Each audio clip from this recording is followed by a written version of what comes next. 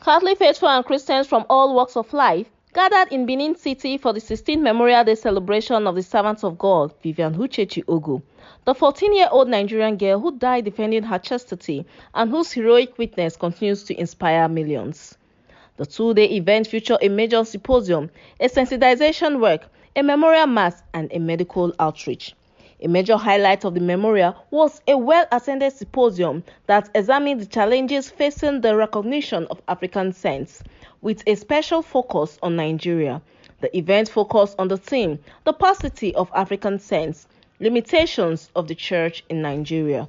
The keynote presentation was delivered by Reverend Father Stephen Dumbiri, who set the tone with a deep and comprehensive analysis. He explored how African spirituality, though deeply rich, often struggles within canonical structure due to insufficient documentations, limited historical records, and the absence of verified evidence required for sainthood processes.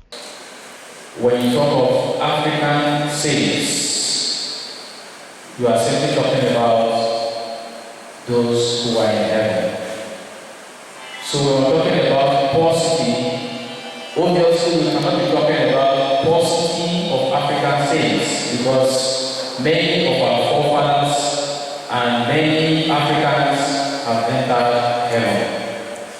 We can only be talking about paucity of canonized African saints. The process of canonization in the Catholic Church functions as both recognition of heroic virtue and a model for Christian discipleship.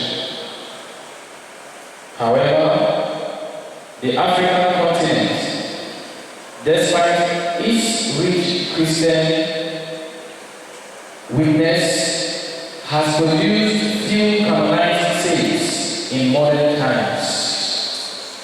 Nigeria, you can imagine, one of the largest and most dynamic Christian nations in Africa, is yet to have any officially recognized saints. The procedural demands, including detailed documentation of miracles, rigorous investigations, and theological reviews, even the languages to be used, faithful diocese with resources and expertise, and are familiar with these processes. African churches often lack the personnel and finances to sustain such lengthy and costly processes. We also have the issue of lack of awareness and advocacy. Many potential African saints remain unknown beyond local communities due to inadequate advocacy and limited documentation. We also have the issue of cultural misinterpretation of holiness. African spirituality is characterized by communalism, ancestral reverence, and symbolic expressions of faith. These may not align neatly with its Western categories of sanctity recognized by the Vatican. As a result, African models of holiness risk being misunderstood and undervalued in the global church. His presentation invited participants to consider not just the holiness of individuals, but the systems required to recognize and celebrate that holiness. Moderating the event was Reverend Father Daniel Iyangbe, whose steady coordination guided each session, ensuring that every panelist had the space to present their expertise and every topic was explored with clarity on the cases of alleged miracles and the challenge of medical certification. Professor Andrew Obi explained the stringent criteria required by the Church to confirm a miracle, noting that many claims fail not because the events are not extraordinary, but because they lack medical, photographic, or verified documentation. The review for the canonization of saints in the Catholic Church is a very lengthy process. Not just lengthy, it's lengthy and rigorous, involving series of investigations, reviews, and approval by church authority. Medically speaking, miracles are often considered as highly improbable Okay? Where a disease or health-related occurrence appears without conventional treatments. So you may not have any scientific explanation for what has actually taken place. Medical miracle can also be considered as the realm of unexpected recoveries that physicians or medical experts find near impossible to believe. It's true that there are real miracles. It's also true that you will also have good documentation of these events.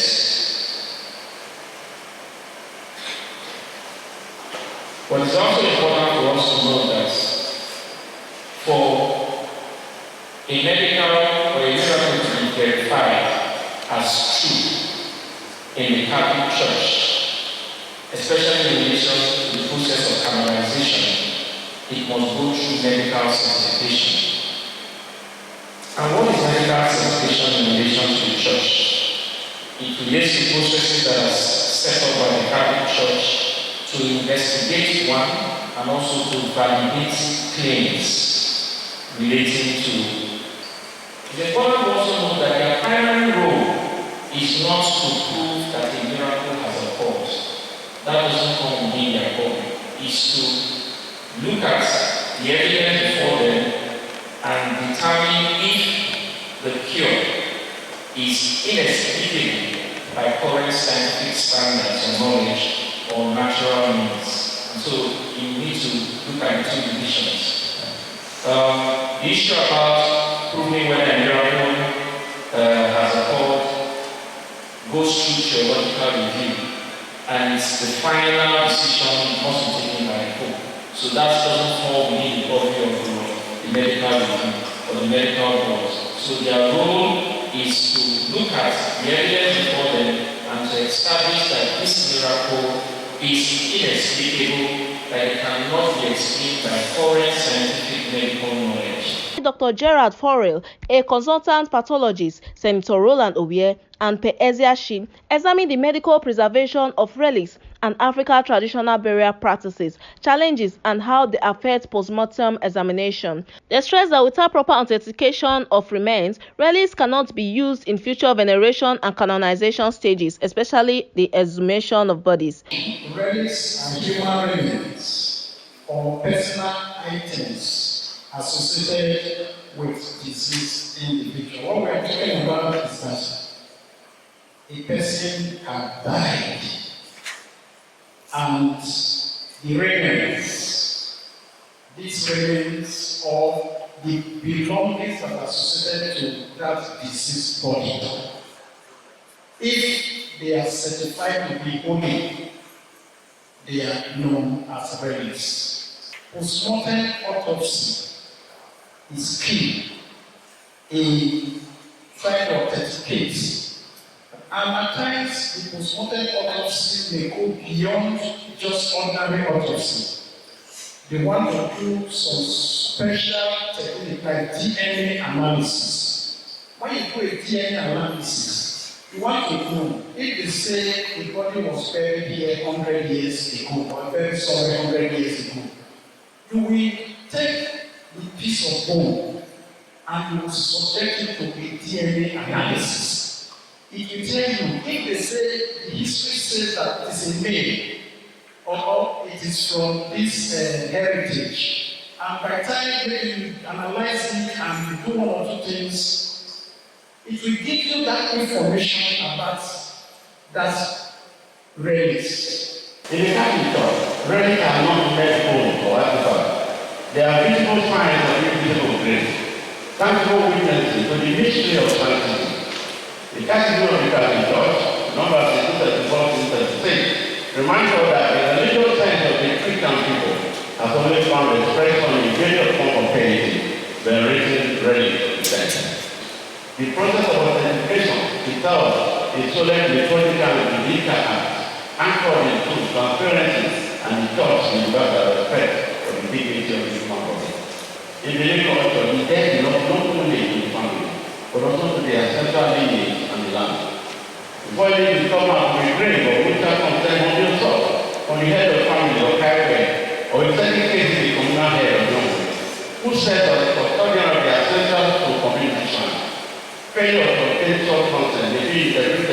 as a spiritual act of invoking communal opposition. The church, therefore, was engaged traditional custodian early, not as a adversary, but as partners in sacred stewardship, the spiritual integrity of the body. Now, coming to the tradition, issue of exhuming somebody who has already been buried for examination, it is done, but with some sacrifices. It's not like a mission lady who is married by a Lagos man, and God called mission lady. And the Lagos man said, I want to bury my wife in my place. He had to make some sacrifices to the Asian people. Because traditionally, when an Asian person marries an outsider, if God calls her, you bring her back to the family. Noble Brigadier General Solomon Obekeme of the Knighthood Order of St. John International emphasized that lay faithful and apostolic groups play a key role in preserving testimonies, promoting devotion, and supporting the documentation needed in the cases of saints.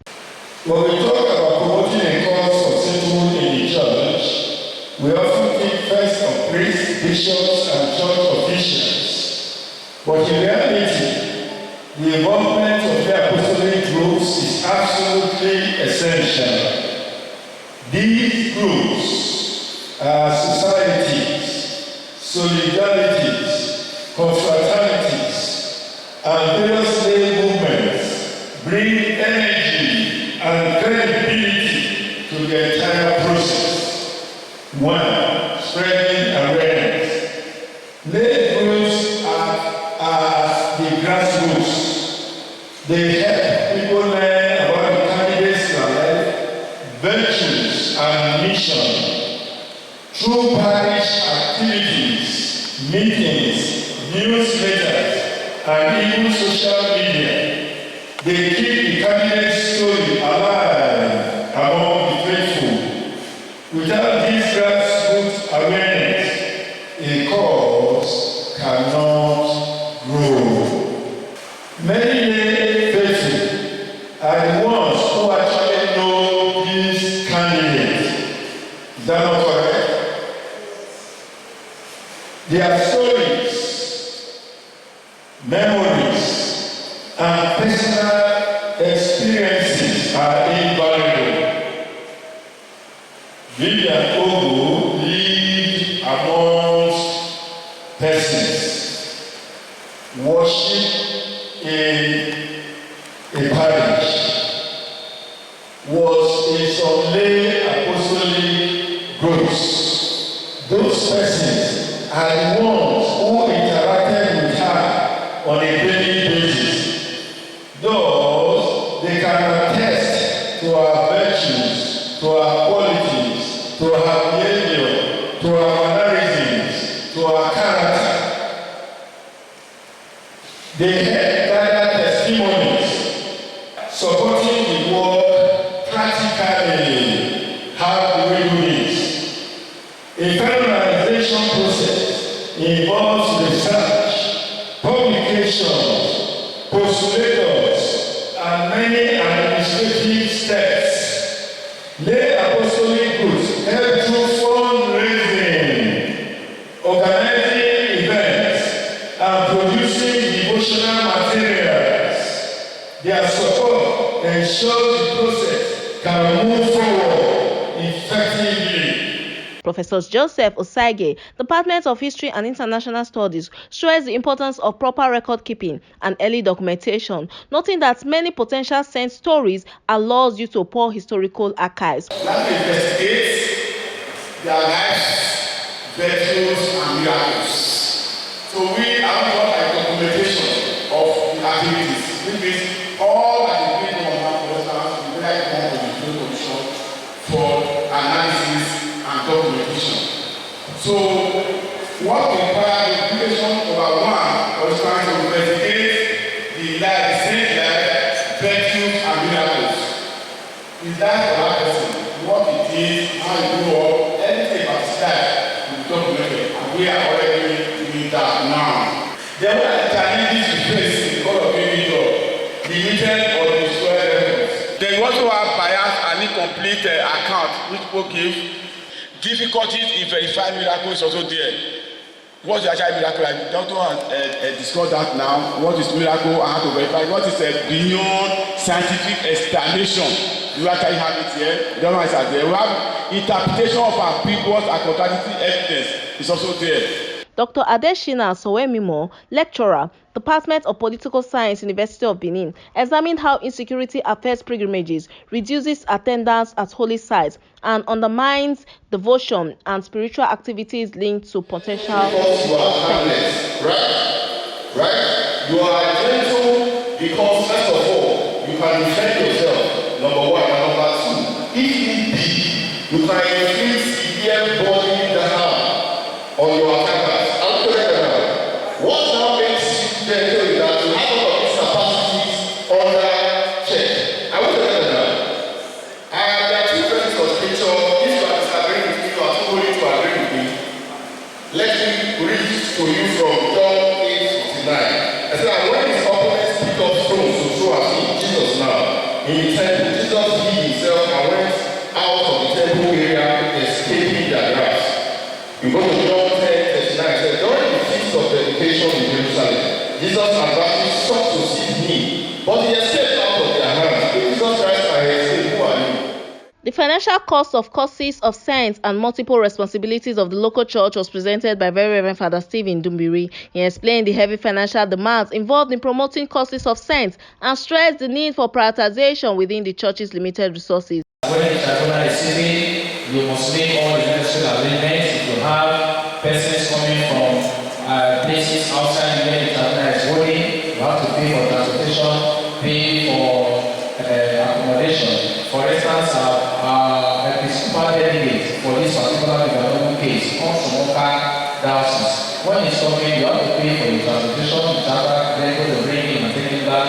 And when he's around, you pay for hotel. You have to say John Kelly Pastor Center. He cannot stay in my place. He cannot say I gave him extra chicken. That was why he gave all the case. So you have to stay on his own and stay in the John Kelly Pastor Center. You have to pay the fees. Another area where people have to pay for the course, especially for ancient courses. For Vivian, it's easier for us because the parents are here, the siblings are here, we directly drive to the house to ask questions. Imagine investigating the life of someone like Tansi, someone like Odefa, for instance. You have to look for persons. Some of them they have scattered different places. You have to travel to go and look for them. So the cost of that research is also very important to consider. We have also the cost of promotion. People will have to know the person. The servant of God will have to be known. Before the servant of God will be known, money will be spent. You have to buy materials. You can see now some of us are wearing the scarf, we have the handband, we have the badge. These are produced with money.